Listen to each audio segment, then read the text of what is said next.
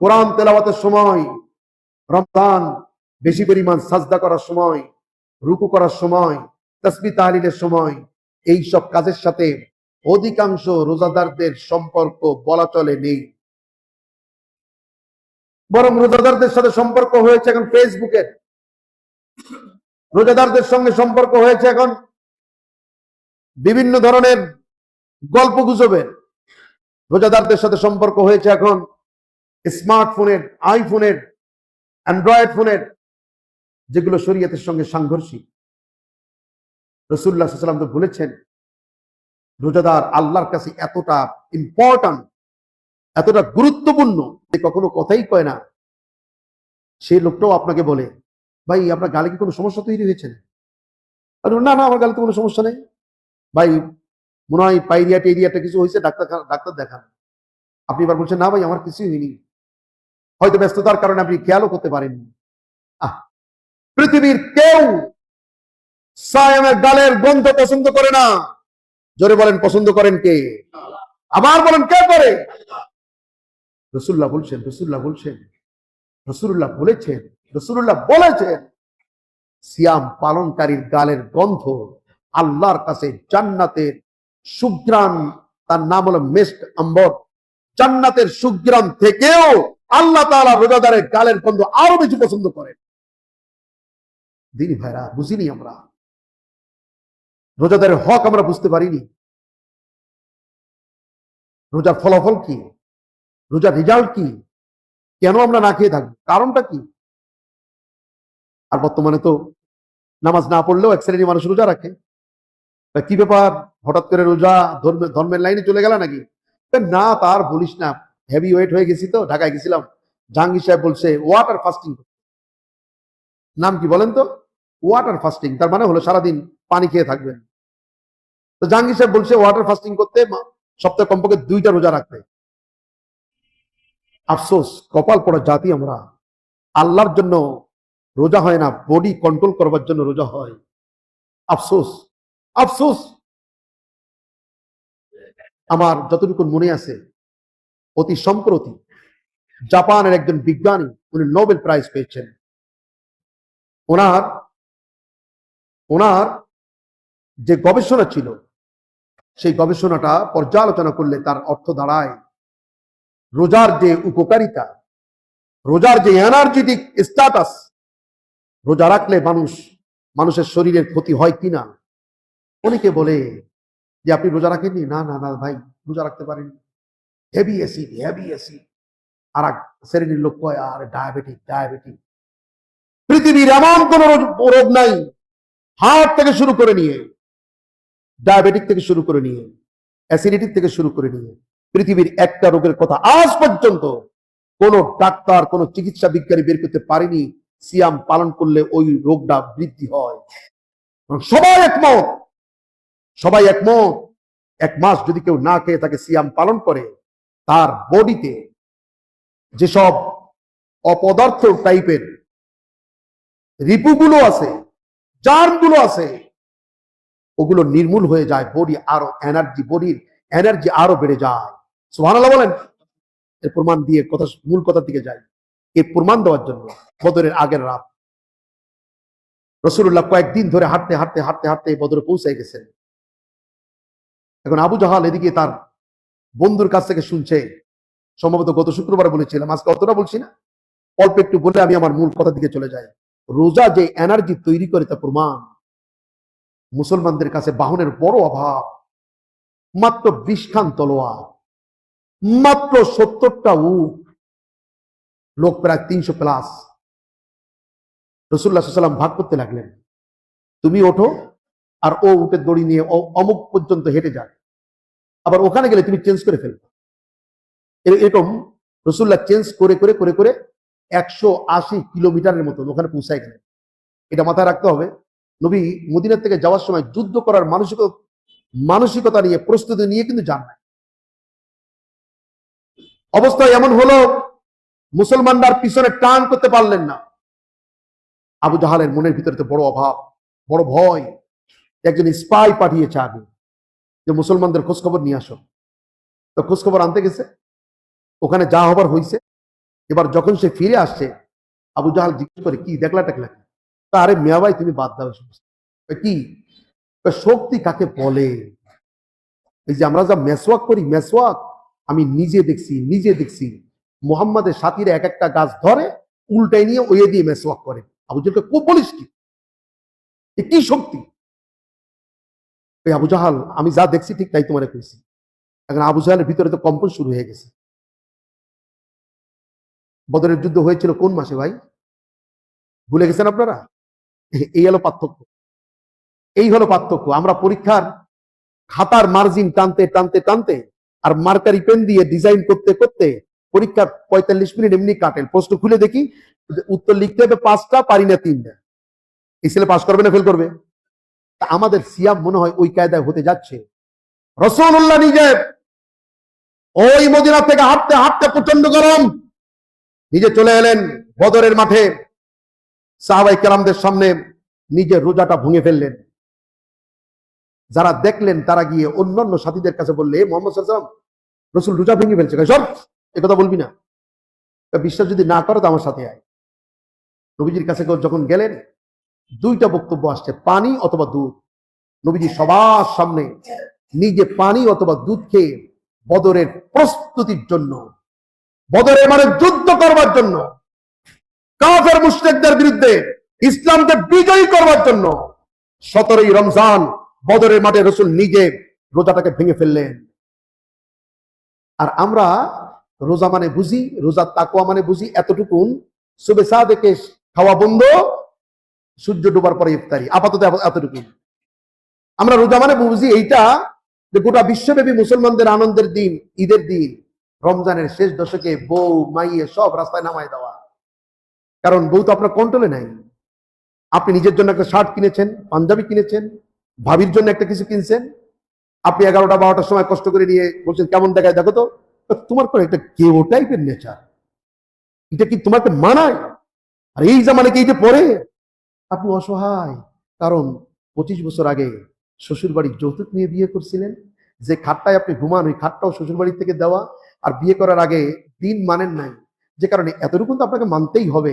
এবার দুপুর বেলা খেয়ে বলছে আজকে কিন্তু ওই বেশি রান্না বান্না করতে পারবো না, আজকে গতকালকে তরকারি আছে ওইটা দিয়ে আমরা সব আমি বাজারে গেলাম। রমজানের শেষ দশক ইবাদতের পরিবর্তে হয়ে যায় রাস্তায় মহিলাদের চেহারা দর্শন করার, চেহারা দেখবার একটা সময়। কথা ঠিক না বেঠিক? এই তো রোজা।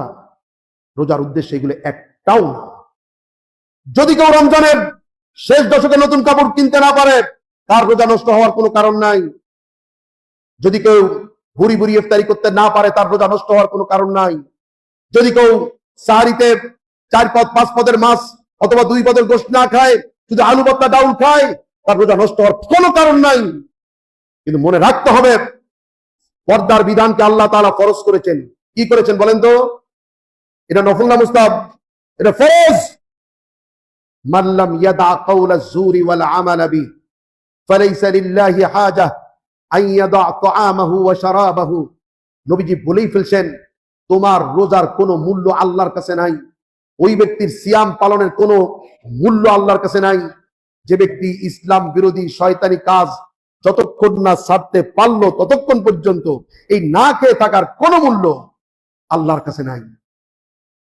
সম্মানিত দিনী ভাইরা, রমজানের মূল উদ্দেশ্য আল্লাহ বলছেন, কামা কুতিবা আলাল্লাযীনা মিন ক্বাবলিকুম লাআল্লাকুম তাত্তাকুন। সিয়াম তথা রমজানের রোজা পালনের অন্যতম উদ্দেশ্য হচ্ছে আল্লাহর ভয় ভিতরে ঢুকা। কার ভয়? আল্লাহর ভয়। আসেন, আল্লাহর ভয় আছে না পুলিশের ভয় আছে একটু দেই। আল্লাহর ভয় কতটুকুন আর মোবাইল ম্যাজিস্ট্রেটের ভয় কতটুকুন একটু দেখে। যদি আজকে যারা খেজুর বিক্রি করতেছেন, হয়তো এই দোকানদার ভাইদের দোষ নয়, কারণ এখানে খেজুরকে ইয়ে করা হয় না, যেভাবে বাজারজাত করে তা করা হয় না, প্যাকেটে আনে প্যাকেটে বেচে। যারা খেজুরের ভিতরে কৃত্রিমতা ঢুকাচ্ছেন, খেজুরকে বিভিন্ন ভাবে কম দামের খেজুর বেশি দামে হিসেবে বিক্রি করছেন, এদিকে রোজাও আমরা রাখছি। যারা মাছে ফরমালিন দিয়ে মাছকে তরুতাজা করে রাখতেছেন, যারা ধরেই নিয়েছেন যে এবার আটা, বেসন এবং তেল একটু বেশি পরিমাণ মজুতদারি করি, যারা ধরেই নিয়েছেন আবার রোজাও রাখতেছেন, মনে রাখতে হবে, খুব ভালো করে মনে রাখতে হবে, যারা এই ধরনের অসাধু ব্যবসায়ী তারা আল্লাহকে ভয় করে না পুলিশে ভয় করে? যদি আল্লাহর ভয় থাকতো তাহলে তো এই গ্রাউন্ড গুলো আসতো না। কি আসতো? আল্লাহর ভয় নাই বিধায় তো রোজার দিনই আকাম গুলো করে। যদি আজকে ছবি মার্কেটের ওখানে মোবাইল মার্কেট নামে ওই ফলপট্টির ওই পাশে খবর হয়ে যায়, সাবধান সাবধান। একবার মাছ বাজারে যে কোনো একটা মাছের আড়তে হঠাৎ করে দেখবেন অনেক মাছের আড়তে ওই পালার উপরে বেশ 300 গ্রাম কি 400 গ্রাম এরকম একটা টোপলা ঝুলানো আছে। তারপর ওইটা জিজ্ঞেস করলে এদার কামাল ওদারকে, ওদার কামাল এদারকে দিয়ে বুঝ দিয়ে দেবো আপনাকে। আমিও ঘেরের মাছটা একটু বিক্রি করতে যেতাম, হঠাৎ করে একদিন দেখি মাশাআল্লাহ সবাই তৎপর ওইটা খোলার জন্য। দাঁড়ান দাঁড়ান, খোলেন কেন? মেস্টেড আইছে। সম্মানিত দিনী ভাইয়ের, আফসোস আফসোস, রোজার উদ্দেশ্য ছিল আল্লাহর ভয় ভিতরে তৈরি হওয়া। সেই আল্লাহর ভয় যদি ভিতরে তৈরি হতো, ওয়াত্তাকুল্লাহ লাআল্লাকুম তুফলিহুন, সূরা আলে ইমরানের শেষ আয়াতের অংশ, আল্লাহকে ভয় করো, অবশ্যই এবং অবশ্যই দুনিয়াতে সফল হবে, আখিরাতেও সফল হবে। ভয় কার থাকতে হবে ভাই? আবার বলেন, কার ভয় থাকতে হবে? পাশাপাশি জমি, পাশাপাশি জমি, সনদ একদম সহি, সনদ বোঝেন তো, বর্ণনা ধারা। বেশ কিছুদিন আগের কথা বলছি, ওই লোকটা একটু সমাজের গরিব টাইপের মানুষ, বেশি একটা টাকা পয়সা নাই, দিন আনে দিন খায়। উনি একদিন আমাকে বলছে, হুজুর অমুকরে একটু বলে দিতে পারেন? কি বলবো? হুজুর আমার গেটটা আজকে বছরের পর বছর করে একটা টাকাও আমার দেয় না। তখন আমি বলছি, ঘেরের ভিতর কতটুকু জমি আছে আপনার? 8 টাকা। বললাম ঘের কতটুকু? মেলা বড় ঘের, কিন্তু আমার তো আছে।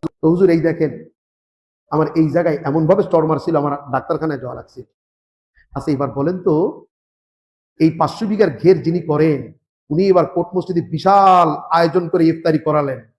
আমরা কিন্তু সবাই মাশাআল্লাহ মাশাআল্লাহ বলা শুরু হয়ে গেছে। দোয়া করতে করতে করতে হাতের ডানা ব্যথা হয়ে গেছে। এরপরে আবার সন্ধ্যার পরে যদি আলুর দম, ডাউল আর গোস্ত দিয়ে ভাত দে ইফতারির পরে, তাহলে তো দাদা আছে বাগেরহাটে 100। টাকা কত লোকের আছে এরকম আল্লাহর রাস্তায় খয়রাত করার মতো মানসিকতা কয়জনের আছে? প্রশংসার কোনো শেষ নাই। সারা পৃথিবীর মানুষ যদি তার জন্য প্রশংসা করে, খানায় কাবার ইমাম যদি তার জন্য দোয়া করে, ওই 8 কাটা জায়গার যে হাড়িটাকে যে আত্মসাৎ করেছে, তার এই প্রশংসা, এই ইফতারের আয়োজন, এই ভুরি ভোজের আয়োজন, এটাকে এই সবগুলো যদি এক জায়গায় করা হয়, আল্লাহ কি তাকে নাজাত দিবেন? প্রশ্ন গেছে, সহজ কথা। এই জন্য আল্লাহ বলছেন, ওয়াত্তাকুল্লাহ, আল্লাহকে ভয় করো, দুনিয়াতে সফল হবে, আখিরাতেও সফল হবে। ওয়াত্তাকুল্লাহ ওয়ালামু আন্নাকুম ইলাইহি তুহশারুন। আল্লাহ নিজে বলছেন, আল্লাহর ভয় করবি না? যাবে কোথায় তুমি? কোথায় তুমি যাবে? তুমি কোথাও যেয়ে থাকতে পারবে না। তুমি জেনে রাখো, আল্লাহকে ভয় করো।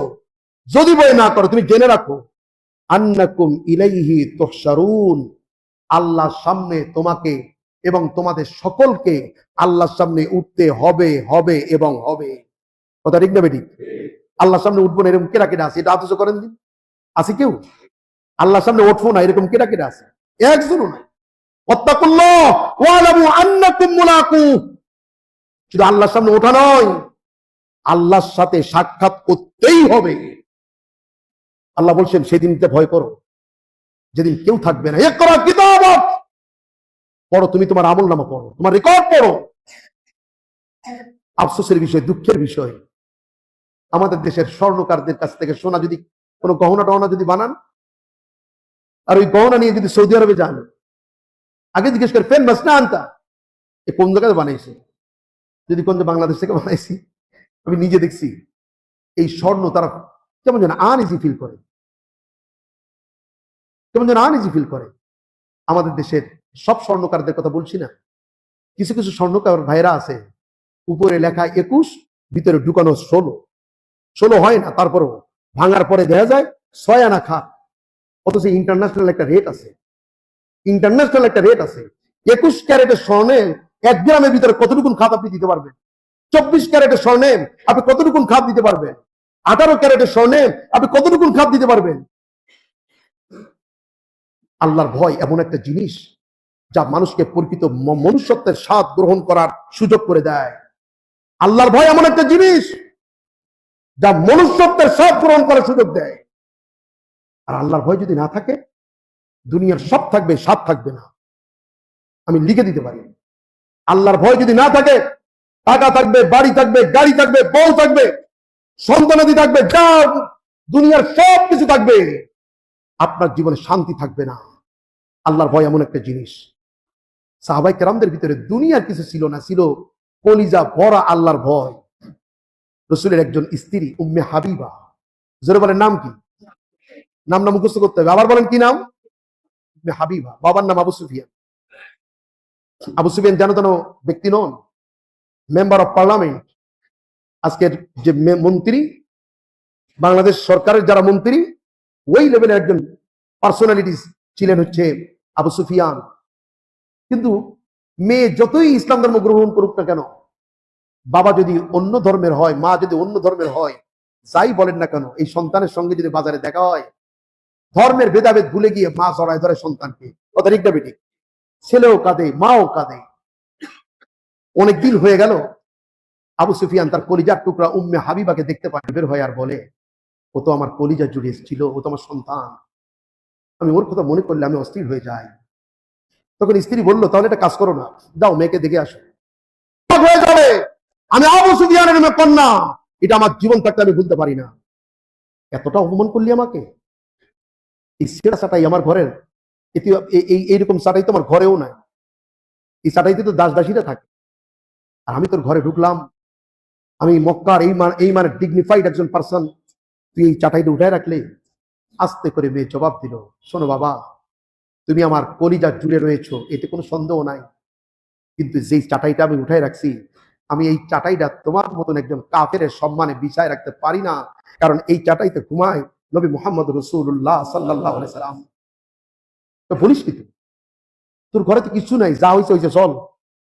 দেখবেন মেয়ে যদি বাবার অবর্তমানে বিবাহ করে, 2 মাস 3 মাস পরে বাপ সংবাদ পাঠায়, যা হয়েছে হয়েছে, ভুল করেছিস, আমি ওটা দেখবা না, ছেলের বাপরে আমি দেখবা না, ছেলের চাচারা দেখবা না, দরকার হয় ঠ্যাং হাত পা ভাঙিয়ে দেবা না, যা হয়েছে হয়েছে, চলে আয়। কি আমাকে ভিতরে এরকম আছে না? হ্যাঁ, যারা এই কেসে পড়িছে তাদের মুখে হালকা হাসি, তারা কয় হ্যাঁ ঠিকই, হুজুর ঠিকই ধরেছে। তোমাকে যত্ন করবার জন্য মুহাম্মদ সাল্লাল্লাহু আলাইহি ওয়াসাল্লামের ঘরে আর কিচ্ছু নাই, এতটুকু পানি আছে, পানি বাদে কিচ্ছু খেতে দেওয়ার মতো নাই।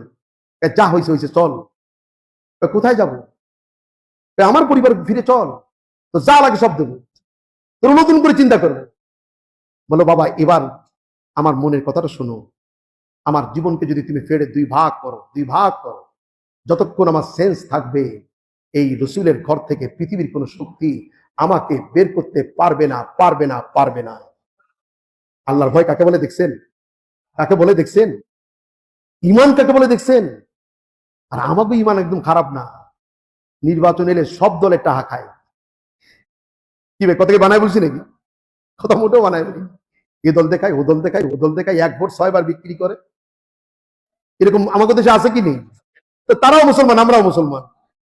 আমি কিন্তু মাঝে মধ্যে চিন্তা করি, কিয়ামতের দিন ধরেন নবীর কোন সাহাবীকে দাঁড় করানো, কোন সাহাবী? যেই সাহাবীর দুনিয়া কিচ্ছু নাই, এরকম বহুত সাহাবী আছে, দাঁড় করানো, আর আমাকে দাঁড় করানো, অথবা আমাদেরকে দাঁড় করানো। এবার বললো, তুমি কোন অবস্থায় রোজা রাখছিলে, ঘটনা বর্ণনা দাও, আর তোমরা কোন অবস্থায় রোজা রাখছিলে, ঘটনা বর্ণনা দাও। আমি হিসাব কিতাব করে দেই, ওই সাহাবীরা যেখানে দাঁড়াবে, আপাতত চোখের নজর না, ওই অ্যান্টার্কটিকার ওখানে গিয়েও মনে হয়, বাংলাদেশ থেকে অ্যান্টার্কটিকা গেলেও মনে হয় তাদের সামনে দাঁড়াবার যোগ্যতা, দক্ষতা, ক্ষমতা, তাকওয়া, ঈমান আমাদের মনে হয় এখনো তৈরি হয় নাই। আজকে রোজার দিনে সামান্য স্ত্রীকে কন্ট্রোল করতে পারলাম না, রোজার দিনে মেয়েকে কন্ট্রোল করতে পারলাম না, রোজার দিনে গার্লফ্রেন্ডের সঙ্গে চ্যাটিং বন্ধ করতে পারলাম না, বয়ফ্রেন্ডের সঙ্গে চ্যাটিং বন্ধ করতে পারলাম না। এরপর আবার আমার মোবাইলে ইনবক্স করে, হুজুর এই যারে ভালোবাসি যদি না দেখে একটু চ্যাটিং করি, তাতে কি রোজার সমস্যা হবে? এই দেখছে নাতে কি ইসলাম নিয়ে একটা চিন্তা করেন, একটা ফালতু জিনিস চিন্তা করেন। আমাদের খালি আমাদের দেশ না, গোটা পৃথিবী যত অপরাধ এই শতাব্দীতে হচ্ছে, তার 99%-এর জন্য তাই হলো আমাদের এই অগ্রগতি। এই ইনভেনশন হচ্ছে আমাদের জীবনের জন্য মারাত্মক ডিফল্ট, মারাত্মক। আপনি বিশ্বাস করেন আর না করেন, বিশ্বাস করেন আর না করেন, আপনার কাছে খোঁজই নেই। মেয়ে কলেজে যাচ্ছে, ইন্টারমিডিয়েট গোল্ডেন A+ পেয়েছে, আসতে বায়না ধরেছে, বাপ তুমি এখন ক্ষমতায় আঙ্গুল ফুলে কলা গাছ, iPhone 17 না দিলে কিন্তু হবে না। আপনিও চিন্তা করেছেন, না রে আমার একমাত্র মেয়ে, দিয়ে দিই, কাম তো হয়ে গেছে। আপনি জানতেছেন মেয়ে চলে গেছে কলেজে, আর একটু পরে একজন ফোন দিচ্ছে, ভাই আপনার মেয়ে কই? কলেজে গেছে। ওরে ভাই দেহে যান, আমাকে ওই ডায়াবেটিক পার্কে কেডা কার সাথে গল্প মারতেছে, দেহে যান এসে। এরকম ঘটনা বাগেরহাটে আছে কি নেই? এই তো রোজা, এই কি রোজা শিক্ষা? আমি না মুসলিম, আমার পরিবার, আমার সন্তান, আমার স্ত্রী, আমার অধস্তন যারাই আছে, তাদের ব্যাপারে আল্লাহর কাছে আমাকে জবাবদিহিতা করতে হবে কি হবে না? যদি এই ভয় আমাদের ভিতরে ঢোকে, তাহলে মেয়ের কারণে, ছেলের কারণে চোখের পানি পড়বে না। আমি যদি ফিরিস্তি বর্ণনা করি, ঘর তাজ্জব হয়ে যাবে, তাজ্জব হয়ে যাবে। কিন্তু আমি সলিউশন, এই ব্যাপারে এতটুকু সলিউশন রমজানে দিতে চাই। মেয়ে যদি প্রাপ্তবয়স্ক হয়, ছেলে যদি প্রাপ্তবয়স্ক হয়, একজন আরেকজনকে যদি পছন্দ করে, তাহলে নো লেট, লেট করেন না, দিয়ে দেন, যা হবে হবে, নয় একটু পরে ফেসাদে আপনি পড়বেন। যখন ছেলে মেয়েকে নিয়ে উদা হয়ে যায়, তখন মেয়ের বাপ বলে আমি খুন হব, কিন্তু এই বিয়ে আমি মানবো না। কত কথা বলেন। 3 মাস পরে মেয়ে যখন ফোন করে, মেয়ের মা যখন আপনাকে কানে কানে বলে, শুনছো নাকি আমাদের অমুক হাসপাতালে, আপনি সবার আগে দৌড় দেন হাসপাতালে। কথা ঠিক না বেঠিক? আপনি তো মেয়ের মায়া ভুলতে পারবেন না। রসুলের যুগে, সাহাবায়ে কেরামদের যুগে বিয়ে ছিল সহজ, জেনা ছিল কঠিন। আর এখন হয়েছে উল্টা। বিয়ে, তোর কি বিয়ের বয়স হয়েছে? প্রথম 22, 23, 25 বছর বয়স ছেলের মেয়ের, যখন বিয়ে শাদীর কথা হয়, ছেলে পক্ষ মেয়ে পক্ষ কয় ওর কি বিয়ের বয়স হয়েছে? বলেন কি 25 বছর বয়সকে খাওয়াবে কি? বিয়ে করার পরে খাওয়াবে কি? এই কথা সে বলবে কমপ্লিটলি মুশরিক, তার ঈমানই নাই। জোরে বলেন খাওয়ায় কে? আবার বলেন খাওয়ানোর মালিক কে? খাওয়াতে বিয়ে করবে, খাওয়াবে কি? ইমাম সাহেব কথা ঠিক আছে, কিন্তু আমার ছেলে যে আপনারা বলেছে খাওয়াবে কি, কোন দিন আমরা ওই তার মসজিদের হেভি হোমরা সোমরা আমরা হ্যাঁ হ্যাঁ ঠিক, খাওয়াবে কি? যেটা জিজ্ঞেস করতে আছে ওটারও ইমান নাই, আর যে ইমাম ওর জন্য মাথা নাড়ায় ওই ইমামও বেঈমান, ওটারও ইমান নাই। কথা ঠিক না বেঠিক? খাওয়াবে কি মানে খাওয়ানোর মালিক হচ্ছেন আল্লাহ। রাসূলুল্লাহ বলেছেন, রমজানের তাকওয়া যদি ভিতরে ঢোকে, যাদের ছেলে আছে মেয়ে আছে, অন্ততপক্ষে ছেলে মেয়ের জন্য জিনার দুয়ার ওপেন করে দিবেন না। আপনি জানতেছেন না, আপনি জানতেছেন না। এরপর আবার মেয়ের মা গর্ব করে বলে, আমার মেয়ে কি করেছে, কি করেছে, কতজনের মেয়ে কত কিছু করে। কি করেছে মানে 7 বছর ধরে সম্পর্ক, ওরকম একটু সম্পর্ক তো কত মানুষ। ওই লুচ্চা মহিলার পেট থেকে দিনদার মেয়ে বের হতে পারে না। হঠাৎ করি একদম খাদিজা হয়ে যাবে, কয় আল্লাহ আমাদের মেয়েরে খাদিজা বানাই দিও, ফাতেমা বানাই দিও। তো সব ঠিক আছে, দোয়া ঠিক আছে, কিন্তু খাদিজা আর ফাতেমা তো ওই কায়দায় হয়নি, ওর কায়দা ভিন্ন। বেশি বড় না, বিবাহ হয়েছে, 2টা সন্তান। আলী রাদিয়াল্লাহু তাআলা আনহুকে বিবাহের আগে রাসূল ডাকলেন, আলী তুমি যে এরকম ঘুরতেছো কারণটা কি? তুমি কি কোনো কথাবার্তা বলবা নাকি? ফাতেমার সবেমাত্র বিবাহের উপযুক্ততা তৈরি হয়েছে। মক্কা এবং মদিনার বড় বড় বিল গেটসরা প্রস্তাব পাঠাচ্ছে, মোহাম্মদ মেয়ে বিবাহ দিবা নাকি? ওজন্য দেব উপযুক্ত সময়। সাহাবায়ে কেরামদের ভিতর থেকে আবু বকর একদিন আলীকে বলে, আলী আমার কিন্তু ইচ্ছা ছিল মুহাম্মদ সাল্লাল্লাহু আলাইহি ওয়াসাল্লামের মেয়েকে বিবাহ করা। অনেক সাহাবীরাও বলছে, যে আসে সবাইকে রাসূল ডিনাই করে দেয়, কারণ রাসূলের হাতে তো ওসমান রাদিয়াল্লাহু তাআলা আনহুর মতন সলভেন্ট সাহাবী রয়েছেন। যেদিনকে বিবাহের কথাবার্তা হবে, রাসূল থেকে একটু দূরে আলী করে দেখবেন, আপনি ভালো করে খেয়াল করে দেখবেন, এই যে ঈদ আসতেছে, যে ছেলে মেয়ে মুআদ্দাব, আপনার কথা বড় অনুগত, আপনার ব্যথায় আপনার অবস্থা বোঝে যে সন্তানগুলো, আপনার পকেটের অবস্থাটা যে সন্তান বোঝে, দেখবেন ঈদের 3-4 দিন আগে খালি ঘুরে, ওর মুখটা একটু অন্ধকার। আপনি জিজ্ঞেস করছেন কিরে ঈদে কি নিবি? না আব্বা এবার ঈদে কিচ্ছু নেবো না, কিন্তু ভিতরে ভিতরে কিন্তু আছে, যদি দেয় তাহলে নেব। কিন্তু সন্তান বুঝে ফেলছে এবছর আমার বাবার অবস্থাটা ভালো না। ফাতিমা রাদিয়াল্লাহু তাআলা আনহু বিবাহের বয়স হয়ে গেল, যে আসে রসুল ডিনাই করে দেন। আলী একটু ঘুরতেছে, আলী এদিকে আসো, আলী কিছু বলবা আমাকে? মোহাম্মদ সাল্লাল্লাহু আলাইহি ওয়াসাল্লাম জিজ্ঞেস করছেন, আলী তুমি কি কিছু বলবা না? আর একটু কথা বলতাম। কি কথা? আর নিজে ক্ষতি পারে আমি আপনার মেয়ে বিয়ে করবো, এ কটা কঠিন না? আলী তুমি কি ফাতেমাকে বিবাহ করবা? সুবহানাল্লাহ বলেন। এই বক্তব্য দিয়ে কোনো মেয়ের বাবা যদি কোনো ছেলেকে বলে, আমার একটা মেয়ে আছে, তুমি কি আমার মেয়েকে দেখেছো, আমার মেয়েকে তোমার পছন্দ হয়েছে, তুমি কি আমার মেয়েকে বিবাহ করবা? মেয়ের বাবা হিসাবে ছেলের সঙ্গে এই ধরনের কথাবার্তা বললে অসামাজিকতা, ইসলাম ধর্মের কোনো লঙ্ঘন হবে না, হবে না, হবে না। কথাকে বুঝতে পেরেছেন? কিন্তু আমরা কি করি জানেন? ছেলেরও পাঠাই দিই পার্কে, মেয়েরও পাঠাই দিই পার্কে, চলবে 6 মাস। শান্তি ছুটাই দেবে আল্লাহ, শান্তি ছুটাই দেবে আল্লাহ। রসুল ডাকলেন, আলী এদিকে আসো, আমার মেয়েকে যে বিবাহ করবা ঘরে কিছু আছে টাছে? রসুল্লাহ যা দিয়েছেন তাই আছে। যা দিয়েছেন তাই আছে মানে? বেটা বিয়ে করার আগে তো একটু হিসাব কিতাব করতে হয়। রসুল যা দিয়েছেন তাই আছে। সুবহানাল্লাহ বলেন না? তো কি আছে? একখান ঢাল আছে, একখান তলোয়ার আছে, ওই অমুক যুদ্ধে মালে গনিমত দিয়েছিলেন ওই আছে। তো বিয়ে করবা কি দিয়ে? আমার পকেটে এদার কামাল ওদার কামাল এদারকে কোনো কিছু নেই, যা আছে তো আছে। যদি আপনি অনুমতি দেন আমি আমার ওই সম্পদটা বিক্রি করে দিব। সুবহানাল্লাহ বলেন। আর আমাকে দেশে ছেলের উপযুক্ত বয়স হয়ে গেলে খাওয়াবে কি? আলী দৌড়াচ্ছেন ঢাল নিয়ে, তলোয়ার নিয়ে। লোকেরা জিজ্ঞেস করে কোনো যুদ্ধের ঘন্টা নাই, আলী তুমি কেন দৌড়ো? আলী বলছে মুহাম্মদ সাল্লাল্লাহু আলাইহি ওয়াসাল্লামের মেয়েকে বিবাহ করব, আলীর এই সম্পদ পদে আর কিচ্ছু নাই, আমি বিক্রি করব, সেই টাকা এনে বিবাহ করব। সুবহানাল্লাহ বলেন। আবু বকর বলছে, আলী এদিকে আসো, কত টাকা বিক্রি করবা? আবার কোন বর্ণনা আছে উসমান ডাকছে, আলী এদিকে আসো, কত টাকা বিক্রি করবা? ওই এত টাকায়। হয় আবু বকর, নয় উসমান, নয় অন্য কোনো সাহাবী ঠিক ওই টাকাটা দিয়ে এবার আলীকে বলে, আলী এই টাকাও দিলাম, আর তোমার এই যে সম্পদ ঢাল তলোয়ার এটাও তোমাকে ফিরাই দিলাম, এটা নিয়ে তুমি চলে যাও। আলী বলছে, কেন? আমি তো এটা বিক্রি করবো। এবার যিনি দিলেন তিনি ঘোষণা দিলেন, আলী কিয়ামতের ময়দানে আমার কোনো আমল যদি কবুল না হয়, রসুলের মেয়ে ফাতেমাকে আলী বিবাহ করবে, আমি সেই বিবাহেতে সহমর্মিতা হয়ে যতটুকুন তৌফিক ছিল ততটুকুন দিয়েছি, এতটুকুন আল্লাহ তাআলা যদি উল্লেখ করেন আমি সাহাবীর মাফ হয়ে যাবে। সুবহানাল্লাহ বলেন। রসুল বলছেন যে বিয়েতে খরচ কম ওই বিয়েতে বারাকা বেশি। এই রমজানের তাকওয়ার ভিতরে এটা অন্যতম একটা কারণ। আর আমাগো বিবাহেতে লাইট ডেকোরেশন 1,36,000 টাকা, মহারানা 10 লাখ টাকা। কারণ ছেলে হালে একটা চাকরি পাইছে। মনে রাখতে হবে, যদি রমজানের তাকওয়া আমার ভিতরে ঢোকে, বাকি 11 মাস আমার পরিবার হবে ইসলামী পরিবার। কোন পরিবার হবে? পৃথিবীতে এমন একটা ভালো কাজের কথা বলেন 1450 বছর আগে কোরআন এবং মুহাম্মদ সাল্লাল্লাহু আলাইহি ওয়াসাল্লামের মুখ দিয়ে বের হয়নি এরকম একটা ভালো কাজের কথা পারলে বলেন তো। দেখবেন আপনি প্রায় 1 মিনিট অথবা 40-50 সেকেন্ড উনি স্টপ ছিলেন। তখন আমি বললাম, আপনি চুল আসরান না? এই হাসরাইতে বলেন তো, আশ্রানো চুল চিরুনি দিয়ে চুল আশ্রানো এই শিক্ষাটা কে দিয়েছেন?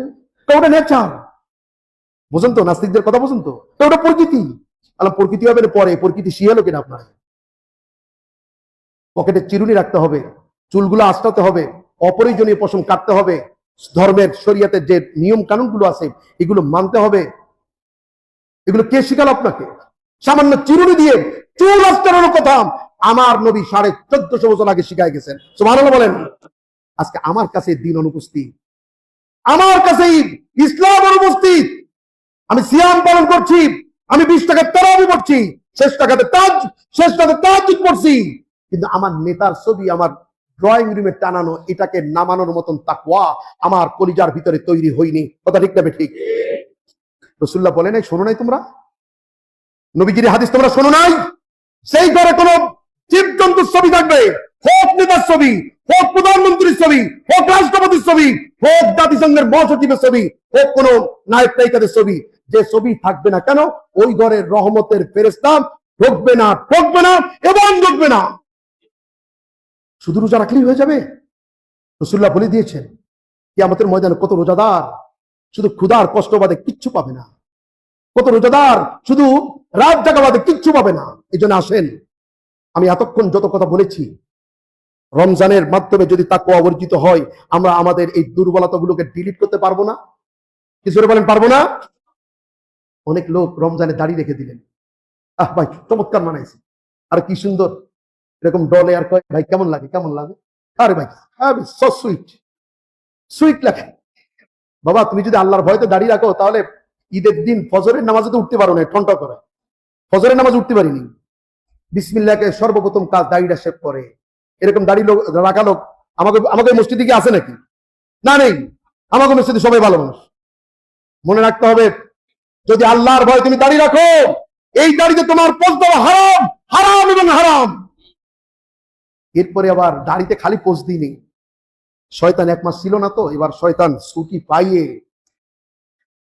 মানে কি বলবো, মদিনার থেকে মক্কায় আসতেছি। এখন যে ছেলেটা সম্ভবত আমি একা একটা প্রাইভেট কার, তো আমাকে বললো আমি আপনাকে 3.5 থেকে 4 ঘন্টার ভিতরে মক্কায় পৌঁছে দেবো। বলিস হ্যাঁ, তা আমি ওর মাইল মিটারের দিক তাকায় দেখি 158 কিলোমিটার গতিতে চলছে। কত বলেন তো? 158 কিলোমিটার গতিতে চলছে। শয়তান 1 মাস হলো বান্ধা, শয়তান ছাড়া পাইও নি, শয়তানের গতি কত কিলোমিটার গতি হবে কোন দিন? ওই ঈদের নামাজ পড়তে যাওয়ার আগে নিজের বউয়ের ঘাড়ে হাত দিয়ে ছবি ফেসবুকে দিয়ে বলে, জান আজকে ঈদের দিনে আমাদেরকে কেমন মানায়। মুহূর্তের ভিতরে সবাই লাগে so sweet, nice nice, comment share. শয়তান সব কোনো সমান। পরের বউর ছবি ফেসবুকে দিকে যারা সো সুইট বলে, এগুলো সব করে লুচ্চা, একটা রোজাও কবুল হয়নি। পরের বউর প্রশংসা যখনই কোনো পরপুরুষ করবে তখন ধরে নিবেন ওর ভিতরে ডাল মেকুস কালা হয়। আসেন রমজানের তাকওয়া আমরা গ্রহণ করি, রাজি আছি না? সবাই রাজি আছি তো? আল্লাহ বিরোধী রসুল বিরোধী সব কাজ যদি ছাড়তে পারি তাহলে আমাদের আজকের রোজা কবুল। যদি না ছাড়তে পারি তাহলে রোজা গত বছর যা হয়েছে এবছরও তাই হবে। আসেন আমরা তওবা করি, আমরা পড়ি আস্তাগফিরুল্লাহ। আস্তাগফিরুল্লাহ হিসাব কিতাব করে পড়তে হবে। আস্তাগফিরুল্লাহ মানে হলো আর মিথ্যা কথা কওয়া যাবে না। আস্তাগফিরুল্লাহর অর্থ হলো ওজনে কম দেওয়া যাবে না। আস্তাগফিরুল্লাহর অর্থ হলো বয়ফ্রেন্ড গার্লফ্রেন্ড চ্যাটিং করা যাবে না। আস্তাগফিরুল্লাহর অর্থ হলো বাপ মার দিকে মোটা মোটা চোখ দিয়ে তাকায় কথা বলা যাবে না। আস্তাগফিরুল্লাহর অর্থ হলো ইসলাম বিরোধী রাজনীতি করা যাবে না।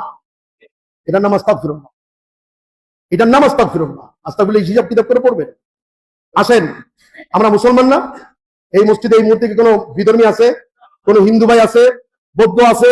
খ্রিস্টান আছে? কেউ নেই, সবাই আমরা মুসলিম। সবাই যখন জন্মগ্রহণ করেছি আমাদের কানে আজান দেওয়া হয়েছে, ঠিক না ঠিক? আমরা ইসলাম মানতে রাজি আছি, হ্যাঁ কি না?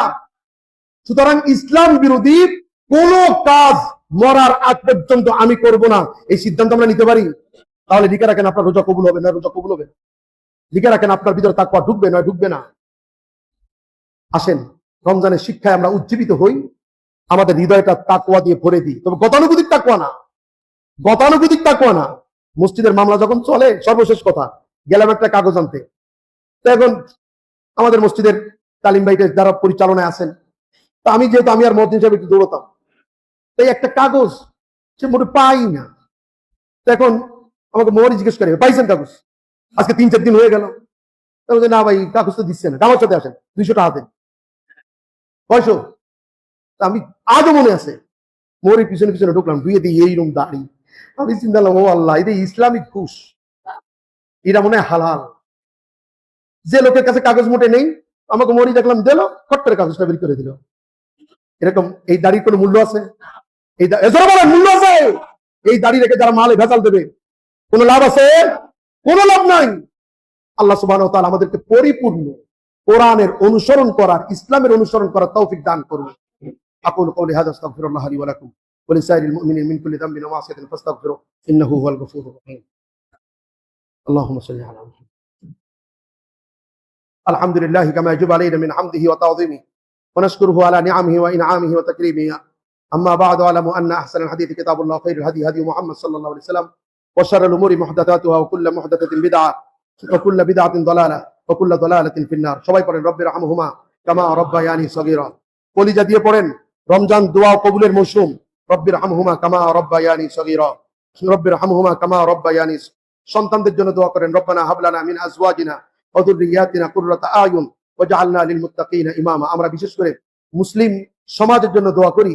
গোটা পৃথিবীতে মুসলমানদেরকে আবার নতুন একটা ষড়যন্ত্রে ফেলানোর পায়তারা করা হচ্ছে। বিশেষ করে ভূমধ্য সাগরে প্রায় 200 যুদ্ধ জাহাজ এই মুহূর্তে অপেক্ষা করছে।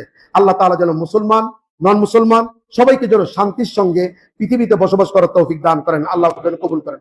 আল্লাহ তাআলা যেন হামাসের শক্তিকে আরো বৃদ্ধি করে দেন, ইরানের শক্তিকে যেন আরো বৃদ্ধি করে দেন, ওআইসি আরব লীগ সহ সকল মুসলমানদেরকে যেন মুসলিম স্বার্থ সংশ্লিষ্ট বিষয়ে সকলকে যেন ইনসাফের উপরে কবুল করেন, সবাই বলছে আমিন।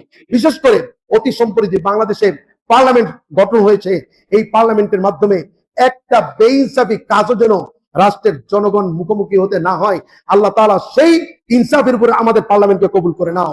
নতুন সরকারকে সাস্টেইনেবল করতে, স্থায়িত্ব দিতে দেশি বিদেশি সব ষড়যন্ত্র থেকে এই পার্লামেন্টকে তুমি হেফাজত করে নাও। বিশেষ করে আমাদের প্রধানমন্ত্রী যেসব উদ্যোগ নিয়েছেন বড় ভালো লেগেছে। ওই অস্ট্রেলিয়ার প্রধানমন্ত্রীকে দেখেছিলাম, আর সেদিনকে দেখলাম আমাদের প্রধানমন্ত্রী তারেক জিয়াকে। কেমন যেন মনে হয় অস্ট্রেলিয়ার প্রধানমন্ত্রী মনে হয় বাংলাদেশে। কোনো ভিআইপি প্রোটোকল নাই, একটা দুইটা গাড়ি নিয়ে উনি চলে যাচ্ছেন। যেটা পজিটিভ কাজ, আমরা সেটার জন্য আল্লাহর কাছে দোয়া করব।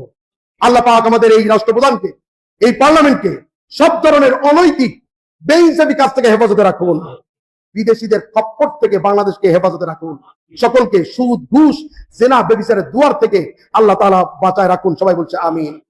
প্রিয় দিনী ভাইরা, আপনারা যারা দাঁড়ায় আছেন, আমার মনে হয় একটু ভিতরে ঢুকলে জায়গা হয়ে যাবে। উপরে কি বক্স আছে? আচ্ছা, যদি এখানে সংকুলন না হয় তাহলে উপরে যাওয়া যাবে। আর আমাদের সম্মানিত মুয়াজ্জিন সাহেব যাচ্ছেন, খাদিম সাহেবরা যাচ্ছেন। দ্বিতীয়ত একটা জরুরি বিষয়, 100 টাকা করে আপনারা দিয়ে থাকেন, অনেকে মাসে চাঁদা 100 টাকা করে দিয়ে থাকেন।